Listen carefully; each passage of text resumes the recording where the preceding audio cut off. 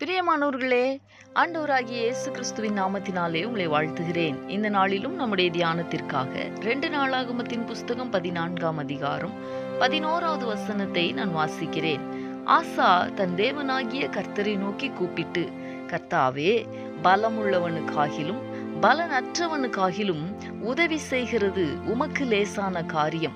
எங்கள் தேவனாகிய கர்த்தாவே, எங்களுக்கு துணை நில்லும். உம்மை சார்ந்து உம்முடைய நாமத்தில் ஏராளமான இந்த கூட்டத்திற்கு எதிராக வந்தோம். கர்த்தாவே, நீர் எங்கள் தேவன், மனுஷன் உம்மை மேற்கொள்ள விடாதேயும் என்றான்.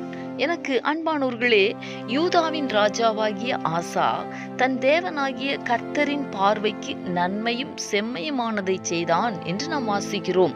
அது மாத்திரமல்ல, ராஜாவாகிய ஆசா ஆட்சி செய்த போது 10 வருடம் தேசம் அமைதியாயிருந்தது என்றும் சொல்லி இருக்கிறது. ஒரு நாள் எத்தியோப்பிய ராஜாவாகிய சேரா 10 லட்சம் பேர் கொண்ட சேனையோடு ஆசாவுக்கும் யூதா ஜனங்களுக்கும் விரோதமாய் யுத்தம் பண்ண வந்தபோது, ஆசா வேறு எந்த முயற்சியும் செய்வதற்கு முன்பதாக தன் தேவனாகிய கர்த்தரை நோக்கி கூப்பிட்டு அவர் ஜெபித்த வார்த்தைகளை தான் நாம் வாசித்தோம். கர்த்தர் அந்த ஜெபத்தை கேட்டார், ஆசாவுக்கு பதில் தந்தார். கர்த்தர் அந்த எத்தியோப்பியரை முறியடித்தார். அவர்கள் ஓடி போனார்கள். அவர்கள் மீண்டும் பலம் கொள்ளக்கூடாதபடிக்கு முறிந்து விழுந்தார்கள். கர்த்தரால் அவர்களுக்கு பயங்கரம் உண்டானது என்றெல்லாம் நாம் வேதத்திலே வாசிக்கிறோம். அன்பானவர்களே, ஆசா தன்னுடைய நெருக்கத்தின் மத்தியிலே தேவனை நோக்கி கூப்பிட்ட போது தேவன் அவரை விடுவித்தார்.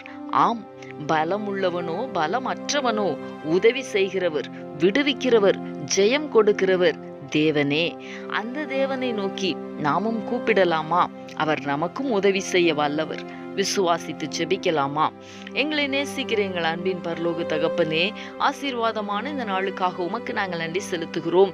இந்த நாளிலும் பலமுள்ளவனுக்கானாலும் பலனற்றவனுக்கானாலும் உதவி செய்கிறவர் நீர் என்பதை நாங்கள் தியானித்தோமே. பக்தனாகிய ஆசாவுடைய நாட்களிலே நீர் அப்படி உதவி செய்து உம்முடைய ஜனங்களை தப்புவித்தீரே, விடுவித்தீரே. இந்நாளில் உம்மை நோக்கி கூப்பிடுகிற உம்முடைய பிள்ளைகளை தேவனாகிய கர்த்தர் விடுவிக்கும்படியாய், தப்புவிக்கும்படியாய், ஜெயம் கொடுக்கும்படியாய் உம்முடைய முகத்தை நாங்கள் நோக்கி பார்க்கிறோம். நீர் உதவி செய்கிறவர். நீர் தம்முடைய பிள்ளைகளுக்கு உதவி செய்து உம்முடைய பிள்ளைகளை நீர் விடுவிக்கும்படிக்கு ஜெபிக்கிறேன். நீர் அப்படி செய்ய போகிறதற்காக உமக்கு ஸ்தோத்திரம். இயேசு கிறிஸ்துவின் நாமத்தில் வேண்டிக் கொள்ளுகிறேன் நல்ல பிதாவே. ஆமேன், ஆமேன்.